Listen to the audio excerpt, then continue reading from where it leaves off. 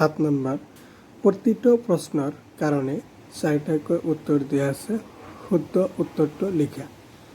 তো এইবিলাক MCQ তোমাৰ আহে এনেকৈ যে 7ৰ A নম্বৰ 23ৰ ঘনৰ একক স্থানৰ অংকটো কি হ'ব? তাহলে 23 তোমালোকৰ 3 টাইম যে 7 or A 3 টাইম পূৰণ কৰিব লাগিব ঘনৰ। তাহলে 23 3 3 9, আকৌ 23 পূৰণ কৰিলে কত হ'ব? 3 9 27। একক স্থানৰ অংকটো হ'ব 7। তাহলে A নম্বৰত এনসাৰখিনি হ'ব 3, 2 নম্বৰ যে 7 এইখিনি। তাৰপিছত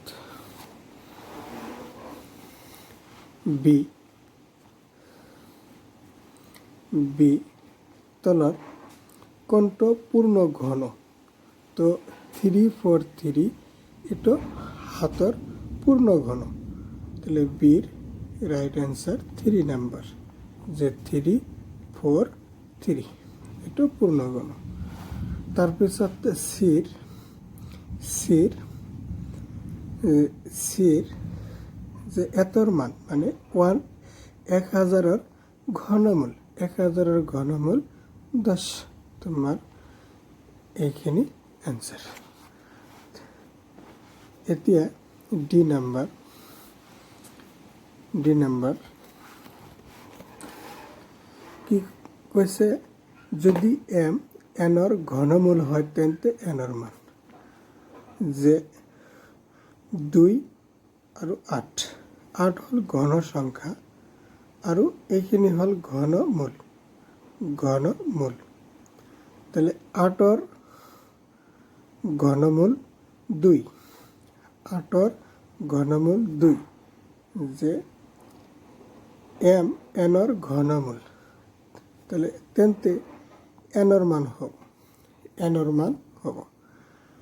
যে nৰ মান কি হ'ব? এই 4টাৰ ভিতৰত তোমালোকৰ এটা হ'ব যে ঘনমূল 2 আৰু ঘন কিমান আছে? 8 আছে। তাহলে nৰ ঘনমূল 8 ইজিক্যাল টু ঘনমূল কিমান আছে? 2, তাহলে কি আহিব? 2 কিউব আহিব। ঠিক একেই যে nৰ ঘনমূল তেন্তে nৰ মান হ'ব n ইজিক্যাল টু কি হ'ব তোমাৰ? m cube. তাহলে এইখিনিও যে ডি নাম্বাৰ, ডিৰ এনসাৰ কিমান আহিব? 3 আহিব যে m কিউব। এতিয়া ই নাম্বাৰ,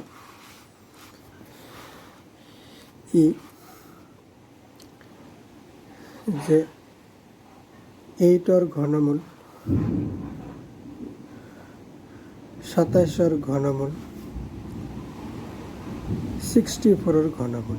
8ৰ ঘনমূল 2, 27ৰ ঘনমূল 3 আৰু 64ৰ ঘনমূল তোমার 4।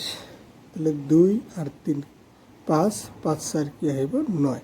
তাহলে এর রাইট অ্যান্সার কি হ'ব?